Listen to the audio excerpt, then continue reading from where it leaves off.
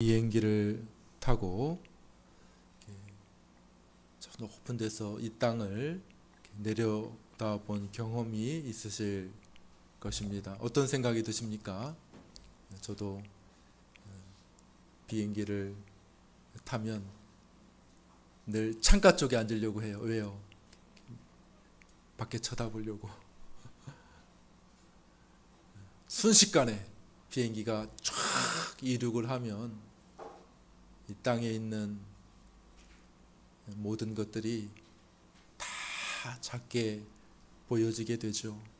사람은 거의 보이지도 않고, 큰 버스들도 아주 조그만한 그 장난감처럼 이렇게 보여지고, 이렇게 큰 건물들도 저기 깍두기 썰어 놓은 것처럼 그렇게 느껴지게 되죠. 더 높이 올라가면 그것조차도 잘 보이지도 않는 그런 일들이 있습니다. 그래서 어떤 위치에서 바라보느냐에 따라서 우리에게 주어진 것들이 사뭇 다르게 느껴지고 또 다르게 보인다 하는 것을 알게 됩니다. 이 땅에서는 이 길을 가려면 여기 벽이 있네, 담이 있네, 큰 건물이 있네, 이렇게 삐뚤삐뚤 이렇게 여기는 길이 없나 보네 이렇게 생각할 수 있지만은 저 높은 저 하늘의 관점에서 쫙 밑을 내려보니까 별거 아니야. 이 땅에서는 그렇게 큰 것처럼 보이는 그런 존재들 이지만은 저 위에 올라가 보니까 별것 아닌 작고 사소한 것처럼 느껴지게 된다라는 것이죠. 어떤 관점으로, 어떤 위치에서 바라보느냐 하는 것이 대단히 중요할 텐데, 오늘 에베소서는 우리가 이것을 읽을 때 우리를 비행기 타는 것 같아요.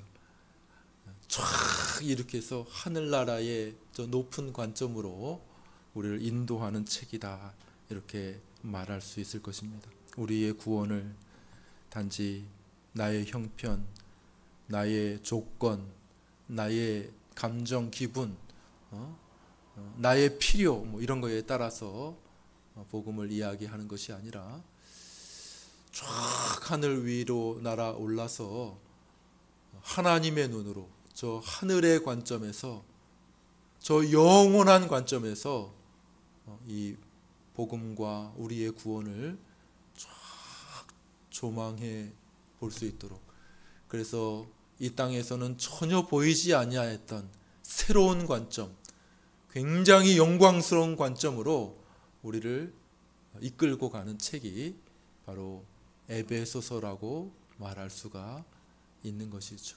높은 데 쫙 올라가면 그동안에 보이지 않았던 모든 것들이 한꺼번에 쫙 보이면서 어떻게 합니까?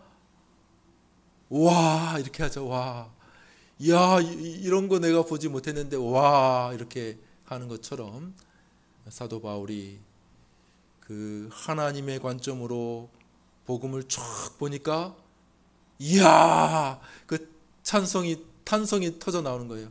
3절 시작하자마자 인사하고 나서 와, 찬송하리로다, 와, 이렇게 시작하는 사도의 모습을 보게 됩니다. 그러니까 에베소서는 우리 비행기 타는 거예요.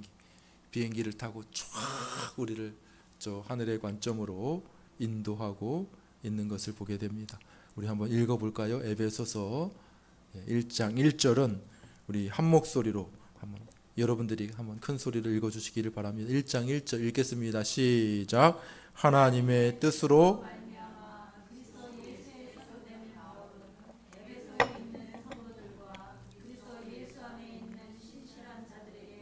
편지하노니. 에베소서는 여기 나와 있듯이 사도 바울이 에베소, 이름이 지역 이름, 에베소라고 하는 지역에 있는 성도들, 그 교회들에게 편지를 써서 복음, 하나님의 복음은 바로 이런 것이야 라고 이야기해 놓은 것이죠. 이 에베소 지역은 당시에 로마 제국, 큰 제국이죠.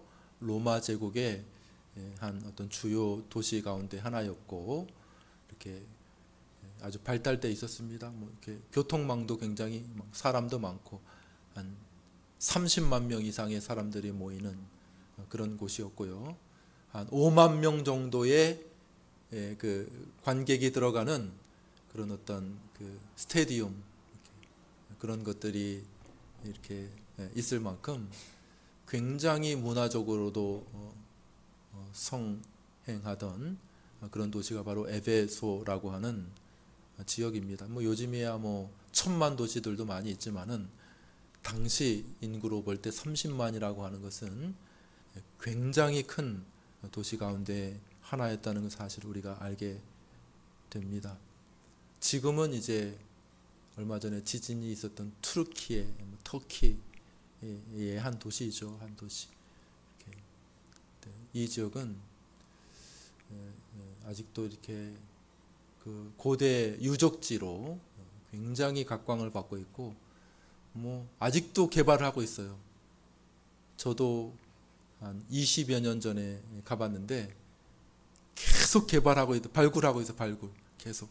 이쪽 편, 이 도시의 한쪽 저 끝에는 계속 그거를 이제 개발하고 있는 거죠. 우리도 여기 보니까 선사 유적지 있죠. 여기 선사 유적지 가니까 이렇게 유리막으로 막아놓고 옛날 선사지대 사람들이 그 살았던 그 움터 아직까지 다 발굴이 끝나지 않았습니다. 거기 써 있더라고요.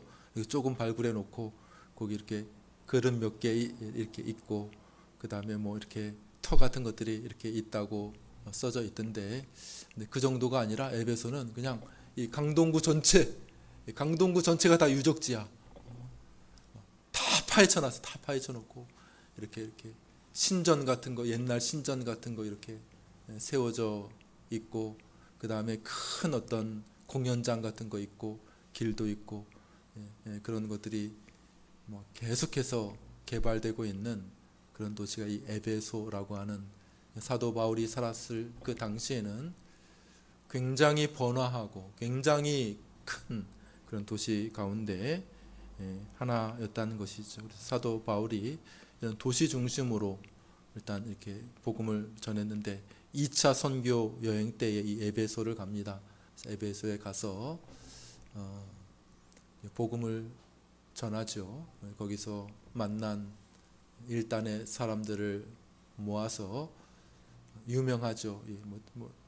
출판사로도 이름이 알려진 두란노 서원에서 모여서 2년 동안 사도 바울이 말씀을 가르치 2년 이상 거기 머무르면서 복음을 전하고, 그것이 아마 에베소 교회의 시초가 되었던 것 같아요. 그리고 계속 이곳저곳에 뭐 동네 그 도시에 교회들이 더 생겼겠죠. 모이는 그런 사람들이 있었겠죠. 이제 그곳을 떠나서 다른 지역 로마에서 썼을 것이라 생각하는데, 여기서 편지를 씁니다. 에베소 성도들 보고 싶다. 그러면서 이제 에베소서를 쓰게 된 편지가 바로 이 에베소서이지요. 1절은 나 바울은 너희 에베소에 있는 성도들에게 편지한다. 이렇게 단순한 인사 같지만은, 그러나 그 속에부터 그 편지의 특징이 잘 담겨져 있습니다. 한번 따라해 보겠습니까? 하나님의 뜻으로 말미암아. 이렇게 시작하는 것이죠. 하나님의 뜻으로 말미암아 그리스도 예수의 사도된 바울, 내가, 누가 편지 쓰는데 나 바울이 쓰는데, 하나님의 뜻으로 말미암아 이렇게 이야기를 하고 있다는 것이죠. 왜 이 편지를 쓰고 있는가? 하나님의 뜻으로 되어졌다는 거예요. 내가 뭐 이렇게 계획하고 내가 생각하고 뭐 내가 사람들과 몇 사람 만나가지고 토론하고 이렇게 해서 된 것이 아니라, 이 복음 자체가, 내가 복음을 전하는 이 행동 자체가 다 어디에서 시작됐어요? 하나님으로부터 하나님으로 말미암아 이 복음이 시작되었고, 이 복음을 전하는 것도 하나님의 뜻으로 말미암아 전한다. 이렇게 이야기를 하고 있는 것이죠. 3절을 보겠습니다. 3절 제가 보면 찬송하리로다 하나님 아버지께서 이렇게 이야기를 합니다.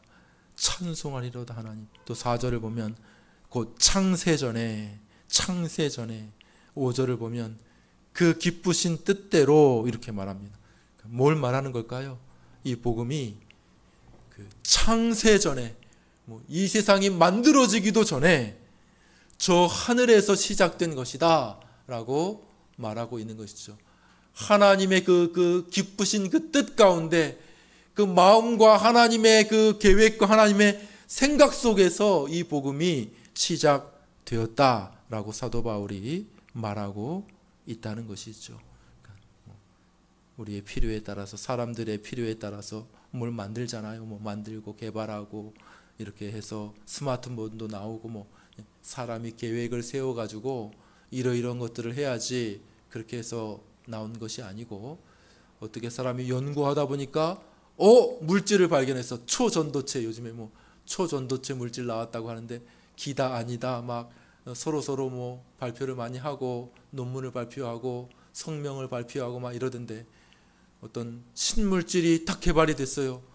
이거 가지고 어디에 써먹지? 그래서 만들어낸 것이 아니라, 이 복음이라고 하는 것은 처음부터 어떻게 하나님의 뜻으로 말미암아 창세 전부터 하나님께서 계획하시고 작정하신 것이라고 말씀하고 있는 것이죠. 사도 바울에게 있어서 이 복음을 전하는 조건이 그렇게 좋은 조건이 있었던 것은 아닙니다. 그 이름 자체, 바울이라고 하는 이름, 파울러스라고 하는 이 이름 자체가 작은 자라는 뜻이에요. 작은 자, 파울러스, 작은 자. 그러니까 이름뿐만 아니라 바울은 스스로 생각하기에 나는 복음을 전할 자격이 없습니다. 왜냐하면 복음을 반대했던 자야. 반대. 복음을 알지도 못하고 예수님을 믿었던 사람들을 핍박하고 박해하고 교회를 헐뜯고 박해하고 하던 그런 사람이었기 때문에, 그런 사람이 어떻게 복음을 전할 수 있습니까? 나는 그럴 자격이 전혀 없는 자입니다. 나는 가장 작은 자입니다. 나는 모든 사람들 중에, 모든 성도 중에 가장 작은 자이고 죄인에 불과합니다. 그러니까 자기 뜻대로 하면은 복음을 전할 수 없겠죠. 그러나 사도 바울이 뭐라고 말합니까? 한번 따라해 볼까요? 하나님의 뜻으로 말미암아. 그렇죠. 하나님의 뜻이라는 거예요. 하나님의 뜻. 이 시작이, 이 복음을 전하는 것이 사람의 필요, 사람의 계획, 사람의 조건, 형편, 필요에 따라서 이 복음을 전하는 것이 아니라 하나님의 뜻, 하나님의 작정 속에서 이 복음을 전하는 것이다. 이렇게 말하고 있는 것입니다. 사도 바울이 처해 있는 환경도 그렇게 좋은 환경은 아니었습니다. 에베소서는 대표적인 옥중서신이에요. 옥중서신. 무슨 서신?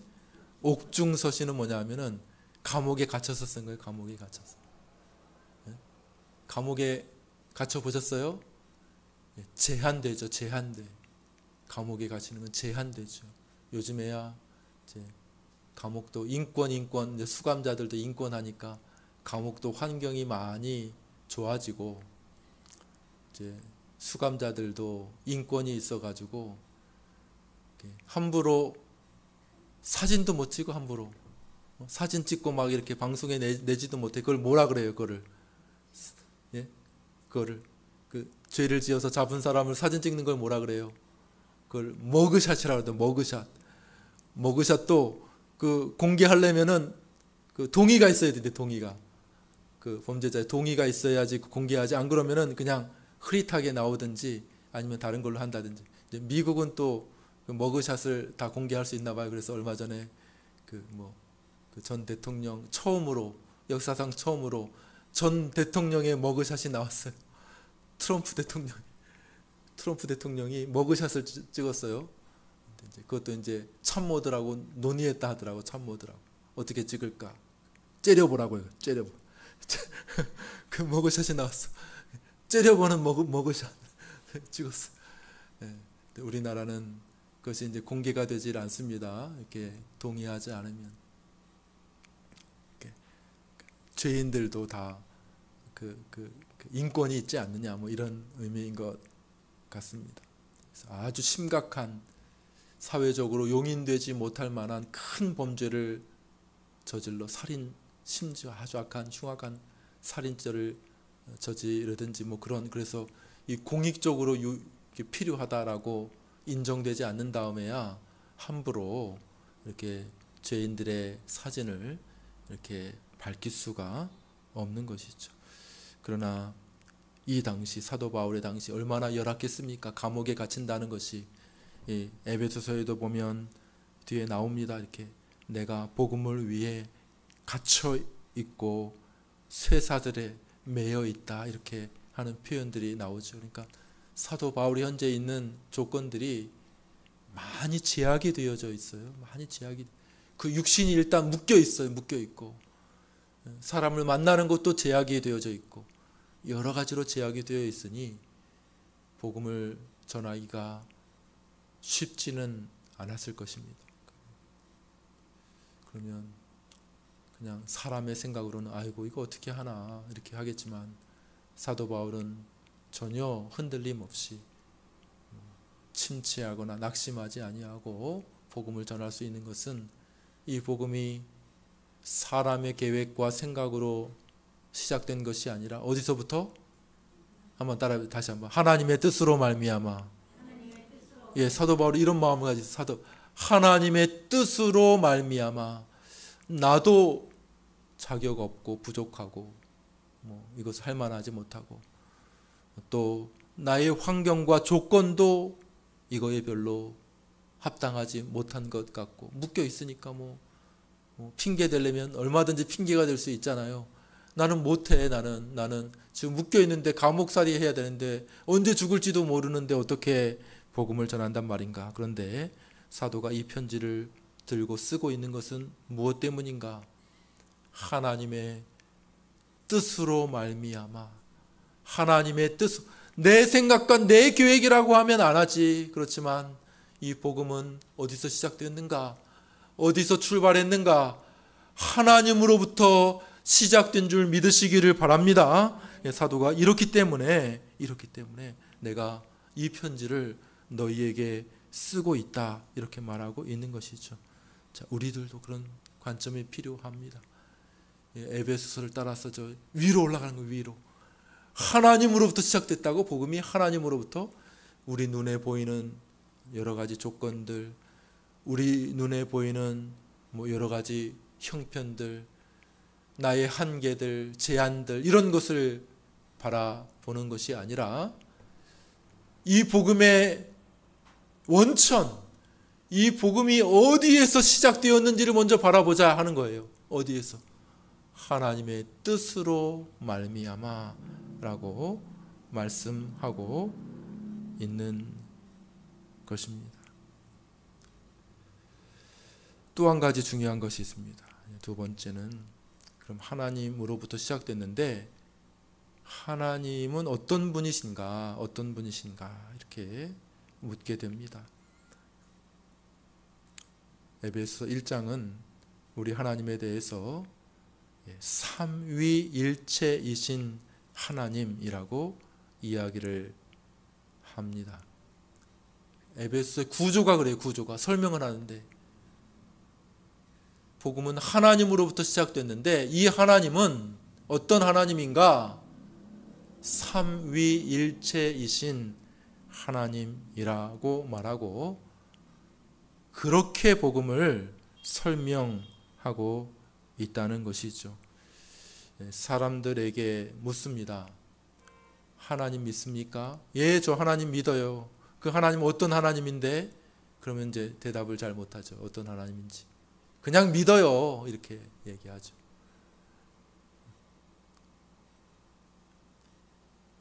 근데 우리가 우리의 구원, 복음을 알기 위해서 하나님이 어떤 하나님인 줄 바르게 아는 것이 필요하다는 것이죠.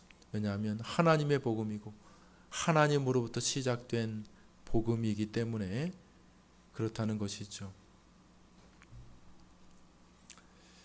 근데 성경 에베소서는 특별히 하나님은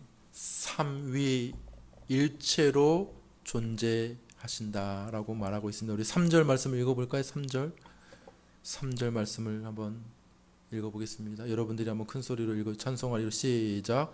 찬송하리로다.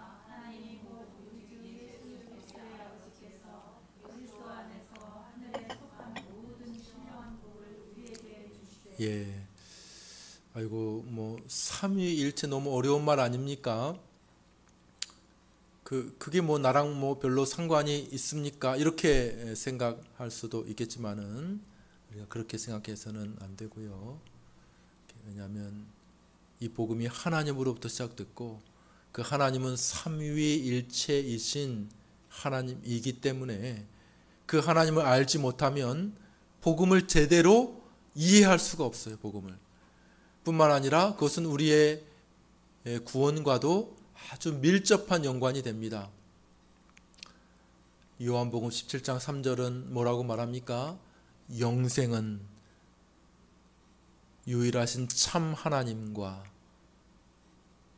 그의 보내신 자 예수 그리스도를 아는 것입니다. 이렇게 말하고 있어요.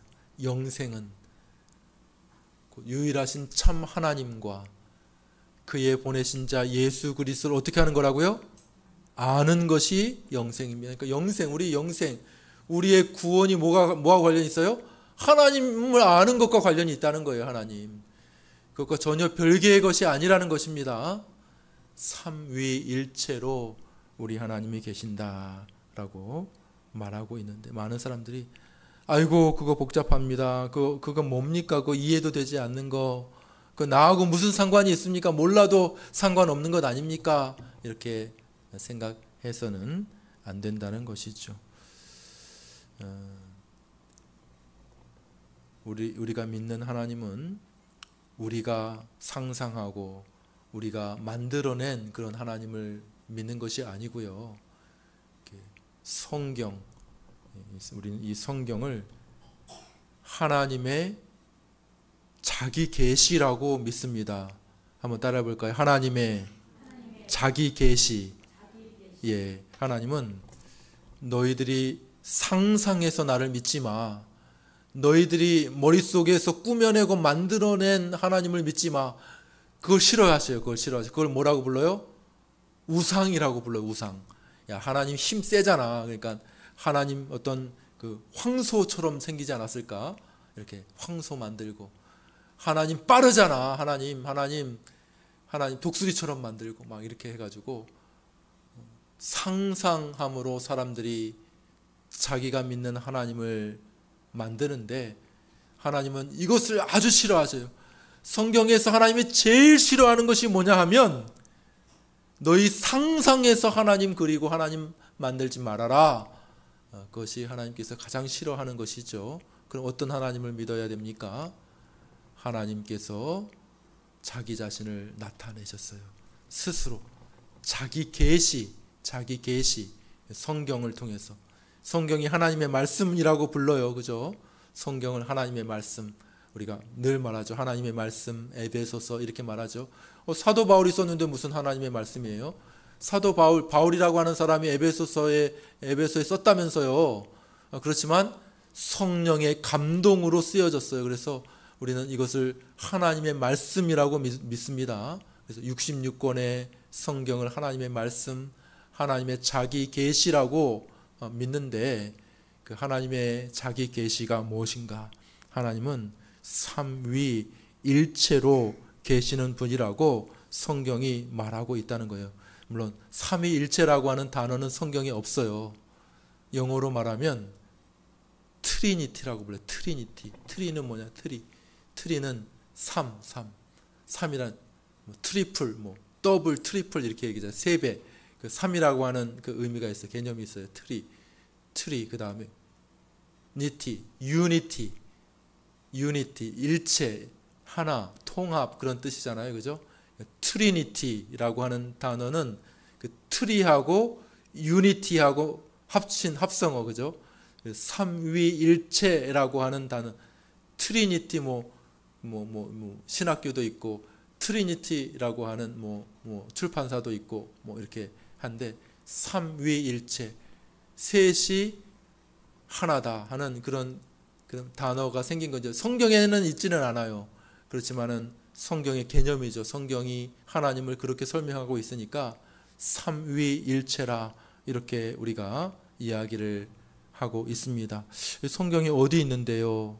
성경에 어디 하나님이 유일하신 분이라고 말합니까? 한번 수없이 많이 있지만은 대표적인 구절들을 한번 읽어보겠습니다. 우리 신명기 6장 4절에서 5절, 신명기 6장 4절 5절 여러분들이 한번 큰 소리로 읽어보십시오. 시작. 이스라엘아 들으라.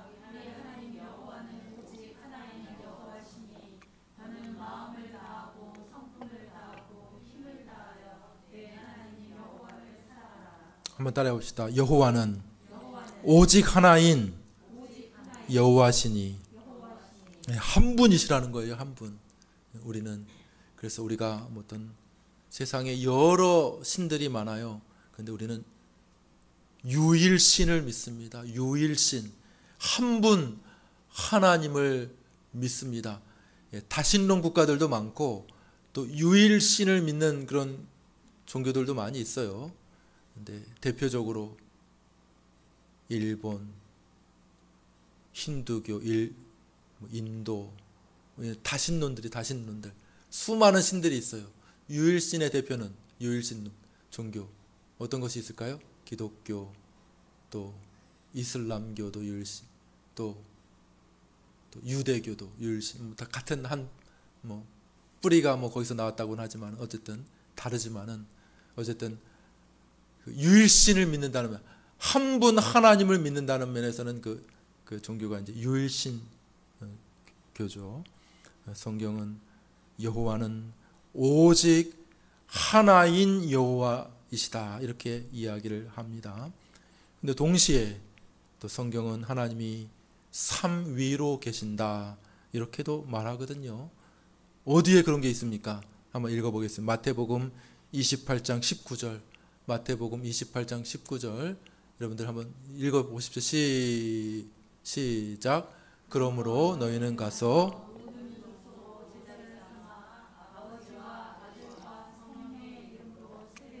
여러분 세례를 다 받으셨죠? 세례를 또 받아야 될 분들도 계실 텐데 세례를 줄 때 아버지와 아들과 성령의 이름으로 세례를 주라. 삼위 하나님의 이름으로 세례를 줍니다. 또 제가 늘 예배 끝나고 나면 뭐 해요? 손을 이렇게 들고 뭐 해요? 축도할 때도 똑같죠. 우리 축도로 유명한 구절입니다. 그냥 만들어낸 게 아니에요. 제가 목사가 만든 게 아니에요. 고린도후서 13장 13절 한번 읽어보겠습니다. 고린도전서 후서 13장 13절 읽습니다. 시작. 주 예수 그리스도의 은혜와 하나님의 사랑과 성령의 교통하심이 너희 무리와 함께 있을지어다. 야, 하나님에 대해서 이야기하는데 삼위로 계신다. 야, 이거 사람이 만들어낸 게 아니에요. 이 사람 안에는 그런 개념이 없어요. 어떻게 하나님이 한 분이 계신다는 것은 믿어요, 사람들이. 그렇지만 어떻게 삼위로 계시는가? 이거는 사람의 개념 속에서 없었던 것인데 성경이 그렇게 이야기를 한다는 거예요. 그래서 도저히 우리 머리로서는 잘 이해가 되지 않고 잘 믿겨지지 않습니다. 그래서 많은 사람들이 믿지를 못했어요. 삼위일체 하나님이라고 그 좀 잘 안 믿겨집니다. 안 믿겨져. 그래서 대표적인 사람 저기 스위스 제네바의 그 인문학자 중에 세르베트스라는 사람이 있어요. 세르베트스. 그 칼빈의 논적 가운데 하나인데 이 세르베트스가 아니 삼위일체 못 믿겠는데 삼위일체가 도대체 뭐야 도대체 한번 설명해봐. 삼위일체가 뭔지. 몸은 하나고 머리는 세 개인 메두사 같은 건가? 이렇게 이야기를 한 거예요. 논적. 비아냥거리면서 삼위일체에 대해서 믿지 못하겠다고 막 이야기를 했어요.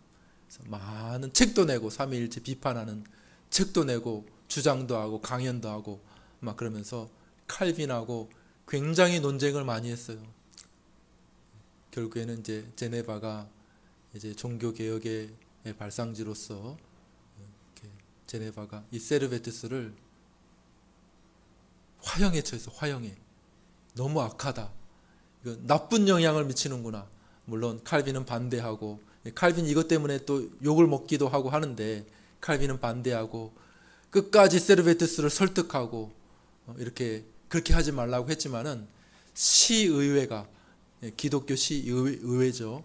시의회가 이 세르베티스를 화형을 시켜 버렸는데 이 삼위일체 논쟁으로 말미암아 지금까지도 논쟁이 되는 문제입니다. 이 세르베티스가 한 말이 그거죠. 아니 삼위일체 도대체 믿을 수가 없어. 믿을 수가.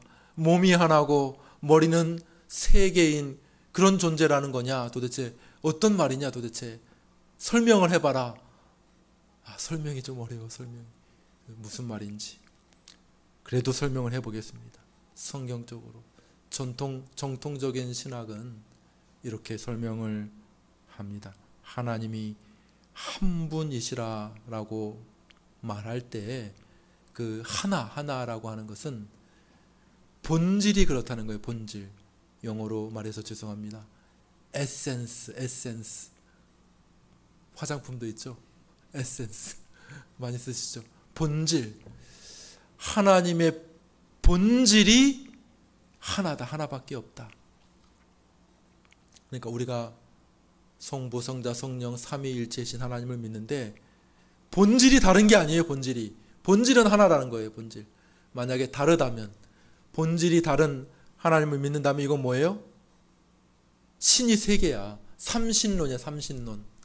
삼신론을 믿는 거예요. 신이 다양한 신을 믿는 것이죠. 그러나 본질이 하나다. 하나님 본질. 그것은 무슨 말이냐면 성부, 성자, 성령이 그 영광과 능력과 지혜와 선과 거룩과 그 모든 것에 있어서 같다는 거예요. 똑같아. 그 본질, 하나님의 본질이라는 것이 있잖아요. 거룩하고 선하고 또 전능하고 전지하고 지혜롭고 자비롭고 하는 하나님의 그 본질적인 면에 있어서는 똑같아. 본질이 하나예요. 하나. 그러니까 그런 의미에서 여호와는 오직 한 분 하나님이십니다. 본질은 하나밖에 없어. 하나님이라고 하는 그 본질은 한 분밖에 없어.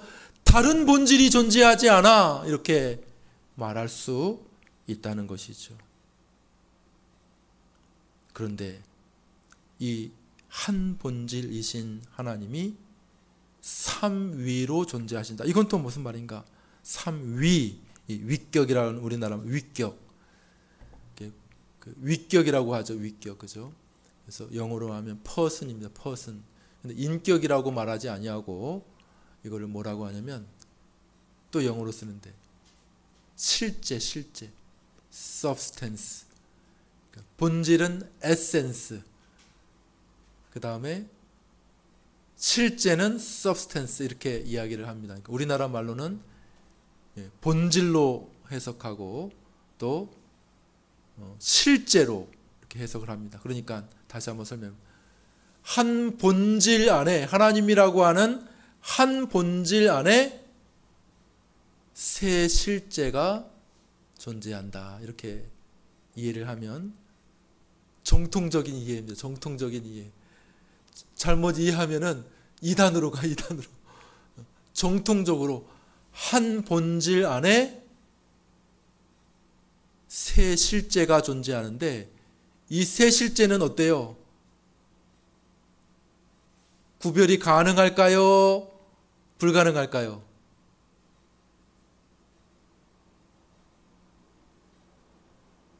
구별이 가능하다는 거예요. 구별이 가능. 삼위로 있다는 것이 각각 구별이 가능하다는 거예요. 구별이 가능해. 그러니까 삼위로 있다는 게 연기, 어떤 사람 연기 잘못하면 이제 오해를 하면 이제 오해를 하는 걸 이야기를 하면 이제 이해하기가 쉽겠죠. 연기를 한다고 생각해요. 연기. 하나님이, 성부 하나님이 저 위에 계시다가 이 땅에 내려와서는 아들로 싹 바뀌었어. 그래서 아들. 변검 아십니까? 변검. 마스크 탁 썼다가 쓰는 것처럼. 그런 것처럼 하나님이, 그 하나님이 똑같은데 여기에 와서는 아들로 바뀌어지게 되고 또 위로 올라갔다 또 성령으로 또 바뀌어지게 됐다. 그런 것이 아니라는 거예요. 잘못 이해하면 안 됩니다. 구별된 삼위가 존재한다. 구별이 가능해. 구별된 삼위가 존재한다는 거예요. 다시 말해서 우리는 이 하나님 성부, 성자, 성령과 각각 교제가 가능한 거예요. 각각. 구별이 가능한 거예요. 혼합되지 않고 섞이지 아니하는 구별된 각각의 삼위가 있다. 이렇게 말할 수가 있는 것이죠. 여기에는 어떤 우열도 없어요. 어떤 선후도 없습니다.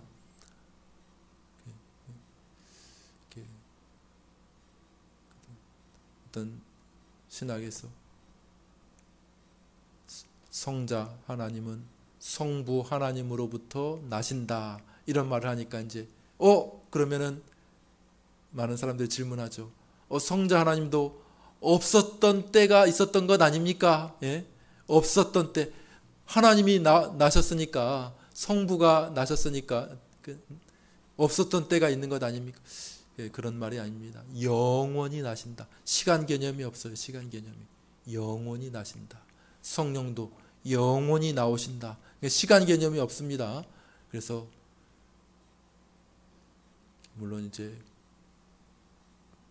구원의 어떤 질서와 계획 속에서 우리가 성부, 성자, 성령 이렇게 1위, 2위, 3위 이렇게 이야기를 하지만은 그러나 본질적인 면에 있어서 하나님이 우열과 선후가 없어요. 하나님은 우열과 선후가 없어요.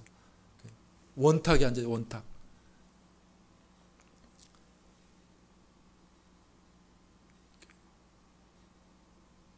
이번에 이렇게 한미일 정상회담을 이렇게 하는데 원탁이 앉아요. 원탁에. 왜 원탁이 앉아요? 다 똑같아. 각 나라의 대통령으로서 다 똑같은 것이 누가 우월한 게 아니잖아요. 그렇기 때문에 원탁에 앉아요. 원탁에. 그것은 우열이 없다는 거예요. 근데 지난번에 이제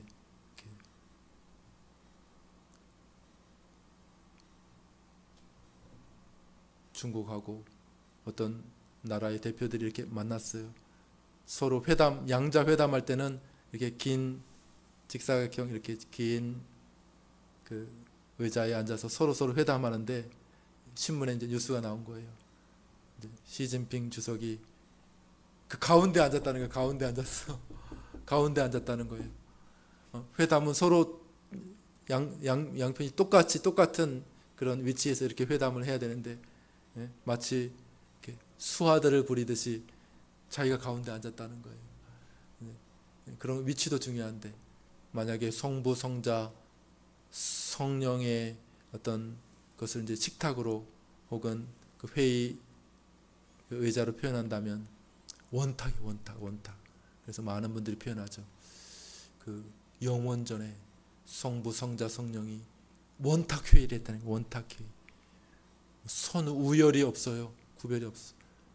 동등하신 하나님이 한 본질이신 그 하나님이 삼위로 존재하신다. 이렇게 성경은 말씀하고 있는 것입니다. 그리고 에베소서는 바로 이 하나님께서 우리의 구원을 위해 역사하신다고 말씀하고 있습니다. 그리고 각 위께 모두 그 각 위가 각각 자기의 역할이 있어요. 우리의 구원을 위한 성부의 역할이 있고 성자의 역할이 있고 성령의 역할이 있습니다. 여러분 앞으로 우리가 에베소 1장을 한번 살펴보려고 하는데 성부, 성자, 성령 각 위께 영광을 돌려드립니다. 성부 하나님께도 영광과 찬송, 성령 하나님께도, 성자 하나님께도 영광과 찬송을 돌려드리게 되지요. 말씀을 맺습니다. 정리하죠. 이 복음이란 뭔가? 이 복음은 하늘로부터 시작된 것이다, 이렇게 말씀하고 있습니다. 사람이 만들어낸 것이 아닙니다. 하나님도 마찬가지. 그럼 하나님 뭐냐? 우리의 상상과 생각을 가지고 우리가 하나님을 만들어내는 것이 아니에요. 우리가 어떤 철학자가, 어떤 신학자가 머리를 써가지고 삼위일체라는 것을 개발한, 이건 사람의 어떤 본능과도 별로 맞지 않는 것 같아요. 그죠? 어떻게 삼위일체가 있을 수가 있는가? 이해가 잘 안 돼, 이해가. 철학자가 만들었으면 분명히 이해할 수가 있죠. 그렇지만은 이것은 사람이 고안하고 개발해낸 것이 아니라 어디에 있어요? 성경에 그렇게 써 있어요. 아까 살펴봤잖아요. 더 많이 있지만은, 간단하게 살펴봤지만은, 어쨌든 성경은 분명히 하나님은 유일하신 하나님입니다, 이렇게 말하고, 그런데 그 하나님이 성부 하나님, 성자 하나님, 성령 하나님도 계시네. 이게 도대체 무슨 관계지? 성부도 하나님이라고 하고, 그건 원래 하나님이고, 그런데 예수님도 하나님이라고 하고, 나와 아버지는 하나라고 이야기를 하고, 성령님도 하나님이라고 부르네, 성경이. 그럼 도대체 이게 뭐야? 이게 뭐야? 이렇게 말하니까, 아하, 성경을 어떻게 이해해야 될 것인가? 하나님은 한 분이신데, 하나님은 동등한 한 분 하나님이신데, 성경이 성부도 얘기하고 성자도 얘기하고 성령도 얘기하네. 그러니까 이것이 바로 그 안에 삼위로 계시는구나 하는 것을 우리가 이해하게 되었다는 것입니다. 이거를 이해를 해야 복음을 우리가 이해할 수가 있어요. 왜냐하면 에베소서 1장이 이것으로부터 시작되거든요. 에베소 1장이 성부 하나님은 우리의 구원을 위해 뭘 하셨는가? 성자 하나님은 우리의 구원을 위해 뭘 하셨는가? 성령 하나님은 우리의 구원을 위해 뭘 하셨는가? 이것을 에베소서가 이야기하고 있기 때문에 삼위일체이신 그 하나님을 우리가 알지 못하면 이 복음을 도대체 이해할 수가 없는 것이고, 이 복음의 영광도 우리가 제대로 캐치해 낼 수가 없는 것이죠. 사랑하는 여러분, 우리가 성도라면 우리는 복음을 믿습니다. 그 하늘의 관점, 인간이 만들어낸 것이 아니구나. 인간이 만들어냈으면은 1 더하기 1은 2, 수학으로, 철학으로 딱딱 떨어지겠죠. 우리의 이해 안에서 딱딱 확인이 되겠죠. 왜냐하면 사람이 만들었으니까. 그런데 이 복음은 우리가 잘 이해 안 되는 부분들이 분명히 남아 있습니다. 왜요? 어디서 시작했어요? 하나님으로부터 시작했어요. 하나님이 그 복음을 계획하시고 만드시고, 성부, 성자, 성령께서 이 복음을 위해 합력해서 일하셨기 때문에, 조금 이해는 될 것 같지만은 정작 정확하게는 잘 모르겠다. 이거는 내 머리로 내가 아무리 훈련한다고 해서, 내가 아무리 생각한다고 해서 이거 이해할 수 있는 부분이 아닌데, 이거 당연히 그러겠죠. 왜? 하나님은 우리보다 엄청 크신 하나님이거든요. 하나님은 우리보다, 우리의 생각과 우리의 상상을 뛰어넘는 엄청난 위대한 하나님이거든요. 만약에 우리의 작은 머리로 하나님이 다 이해된다고 하면 그 하나님 아니지. 하나님은 이 온 세상을 그 능력으로 창조하신 분 아닙니까? 우리가 어떻게 다 하나님을 이해할 수 있겠습니까? 근데 하나님이 자기 자신을 알려주신 대로 성경을 통해 우리가 하나님을 알아갑니다. 하나님을 배워갑니다. 그 하나님이 나를 얼마나 사랑하셨는지, 나를 사랑하셔서 나를 구원하기 위해 어떻게 하셨는지, 그 삼위 하나님이 합력하여 나의 구원을 위해 어떻게 일하고 계신지 알게 될 때에 사도가 말합니다. 찬송하리로다. 우리 3절만 한 번만 더 읽어보세요. 3절 한번 읽고 마치겠습니다. 3절 같이 여러분들이 큰 소리로 한번 읽겠습니다. 찬송하리로다. 시작. 찬송하리로다.